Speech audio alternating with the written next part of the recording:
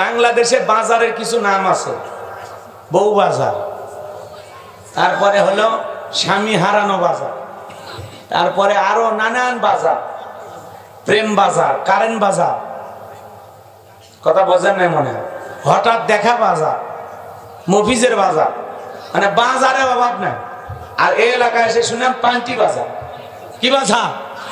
পান্টি বাজার। মানে এই বাজারে পান্টি বিক্রি হয় নাকি কম না? পান্টিতে পিটাইছে।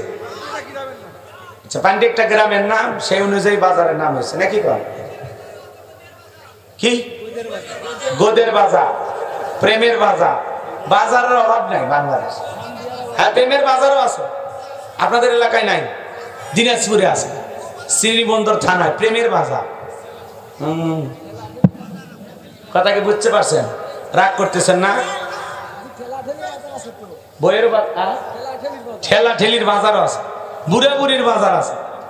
বাজার মানে বাংলাদেশের আজগবি কিছু নাম, একটা জায়গার নামই আছে আজগবি, মানে গ্রামের নাম চাঁপাই নবাবগঞ্জ। কথা কি বুঝতে পারছেন? গ্রামের নামই কি? আজগবি। এই হলো বর্তমানে অবস্থা। রাগ করিয়ে না, মন খারাপ করতেছেন মনে হয়? আমার ভাই একটু মনোযোগ দিয়ে শোনেন।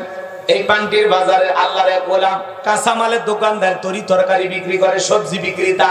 আজান দেওয়ার পরে লোকটা যদি ইমানদার হয়, মাথাটা নত করে আল্লাহকে সেজদা দেয়। বলেন তো বাজান, পৃথিবীর সবচেয়ে বড় নেতা জো বাইডেনের চেয়ে এই কাঁচামালের দোকানদার ইমানদারের দাম আল্লাহর কাছে কম না বেশি? পৃথিবীর বড় বড় লিডার আছে, ক্ষমতাধর ব্যক্তি আছে, পুতিন, কাটিং মারামাল কিংজম, কথা কয় না ভারতের দাদা।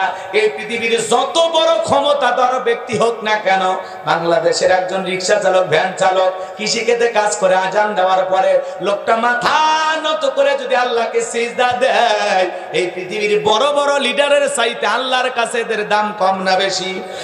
কোন বেঈমানের দাম আল্লাহর কাছে 4 পয়সা নাই। আল্লাহর কাছে দাম আছে তাদের, ইমান আছে যাদের। আল্লাহু আকবার বলেন। আপনার আমার ভিতরে ইমান নামের সম্পদ আছে, টাকা না থাক, ক্ষমতা না থাক, পৃথিবীর কেউ চিনুক আর না চিনুক, আপনি বলিউডের সুপারস্টার না হন, ক্রিকেটার ফুটবলার না হন, কোনো সমস্যা নাই। আপনার পৃথিবীর কেউ চিনুক আর না চিনুক, আপনার ভিতরে ইমান আছে, আল্লাহর কাছে আপনার দাম আছে। চেহারা কালো হোক, ফর্সা হোক, ধনী হোক, গরিব হোক, বেটা হোক, লম্বা হোক, তাতে কোনো সমস্যা নাই। আপনার ভিতরে ইমান আছে, আল্লাহর কাছে আপনার দাম আছে। সুবহানাল্লাহ। আল্লাহর কাছে যদি দামি হতে পারি, আর কিছু লাগে? মনে আর কিছু লাগে? তাহলে আল্লাহ বলেন কাদাফলাহাল মুমিনুন, অবশ্যই মুমিনেরা সফল হয়েছে। সফল হয়েছে তারা ঈমান এনেছে যারা। কোন বেঈমান আল্লাহর কাছে সফল হতে পারবে না। সফল হতে পারবে তারা ঈমান আনবে যারা। ঈমানদাররা দুনিয়াতেও সফল, আখিরাতেও সফল। সুবহানাল্লাহ বলেন। আর বেঈমানরা দুনিয়াতে টাকার দিক দিয়ে সফল হতে পারে। বিল গেটসের টাকার কোনো অভাব নাই, এরপরে তার দাম্পত্য জীবনে বিচ্ছেদ ঘটে গেল, তার মানে কি টাকা দিয়ে বউ ধরে রাখা যায় না? এ কথা কয় না কেন? এই এত টাকার মালিক বিল গেটস, তারপরে দাম্পত্য জীবনে স্বামী স্ত্রী বিচ্ছেদের ঘটনা ঘটলো, ডিভোর্স হয়ে গেল, কথা কয় না কেন? টাকাতে যদি আটকানো যাইতো তাহলে বিল গেটস তার বউকে আটকাইতে পারত। সৌন্দর্য দিয়া যদি স্বামীকে ধরে রাখা যেত, পূর্ণিমার এত বিয়ে হইতো না। কথা কয় না কেন? তার মানে কি রূপ সৌন্দর্য দিয়ে স্বামী আটকানো যায় না, সংসার টিকানো যায় না। টাকা দিয়ে সংসার টিকানো যায় না। সংসার টিকাইতে হলে দুইজনকে ভালো মানুষ হওয়া লাগে, ধৈর্য ধারণ করতে হয়। স্বামী বকা দিবে, স্ত্রী চুপ করে থাকবে, স্ত্রী বকা দিবে, স্বামী চুপ করে থাকবে। একজন আর একজনের কথা হজম করার শক্তি থাকা লাগে, না হলে হজম কান্টি খাই। রাগ করতেছেন মনে হয় না? তার মানে কি সুন্দরী হইলেই স্বামী ধরে রাখা যায় না, টাকা থাকলেই বউ ঘরে থাকে না। কথা কয় না কেন? মানুষ হওয়া লাগে, ভালো মানুষ হওয়া লাগে। রাগ করতেছেন মনে? খারাপ লাগতেছে? একটু অপেক্ষা করে, একটু অপেক্ষা করে, শুরু করতে দেয়। বাজানুগো আমার, মনোযোগ দিয়ে কথাগুলো বোঝার এবং শোনার চেষ্টা করবেন, ভালো করে বোঝেন। আল্লাহ বলেন কাদাফলাহাল মুমিনুন, অবশ্যই মুমিনেরা সফল হয়েছে। সফল হয়েছে তারা ঈমান এনেছে যারা।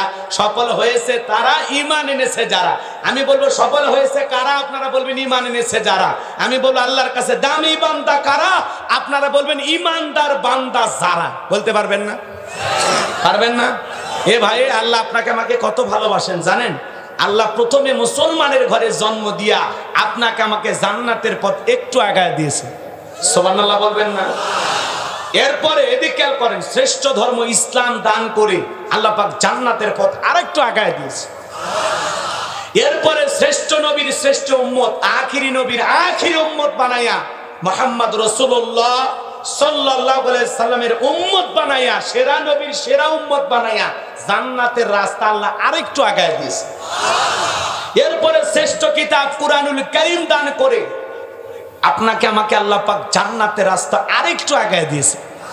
এখন এই সামান্য একটু আমল করলেই জান্নাত। সুবহানাল্লাহ। জাতির দিক দিয়ে আমরা সেরা জাতি, মুসলিম জাতি। ধর্মের দিক দিয়ে শ্রেষ্ঠ ধর্ম ইসলাম পেয়েছি। নবীর দিক দিয়ে সেরা নবী মুহাম্মদ রাসূলুল্লাহ সাল্লাল্লাহু আলাইহি ওয়াসাল্লামকে পেয়েছি। কিতাবের দিক দিয়ে সেরা কিতাব কুরআনুল কারীম পেয়েছি। সব দিক দিয়ে সেরা।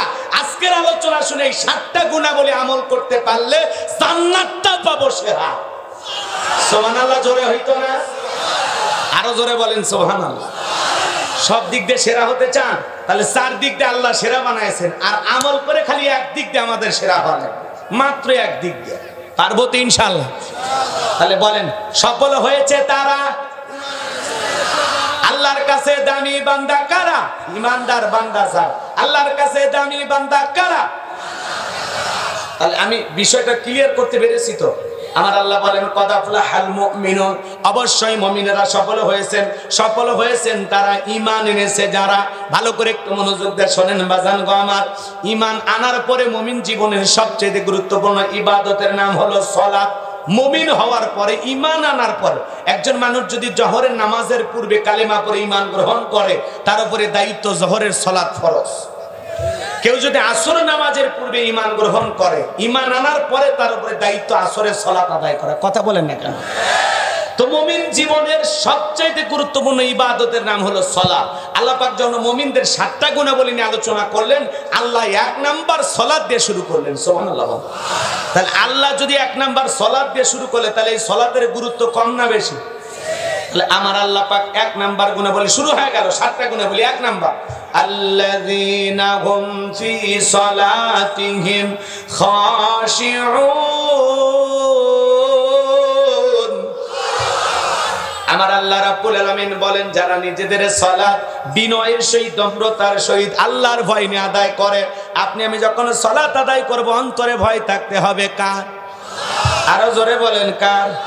আল্লাহ বলেন আল্লাযীনা হুম ফি সালাতিহিম খাশিউন, যারা নিজেদের সালাত বিনয়ের সহিত, নম্রতার সহিত, খুজুখুজু ভাব নিয়া, আল্লাহর ভয় নিয়া, ভীতি সন্ত্রস্ত মন নিয়া আপনি আমি যখন মসজিদের ভিতরে সালাত আদায় করার জন্য দাঁড়িয়ে যাব, মনের মধ্যে বিবির কথা ভাবলে হবে না, দুনিয়াবি কোনো চিন্তা ভাবনা করলে হবে না, ব্যবসা বাণিজ্যের কথা ভাবলে হবে না, দুনিয়াবি কোনো চিন্তা ভাবনা মনের মধ্যে রাখা যাবে না।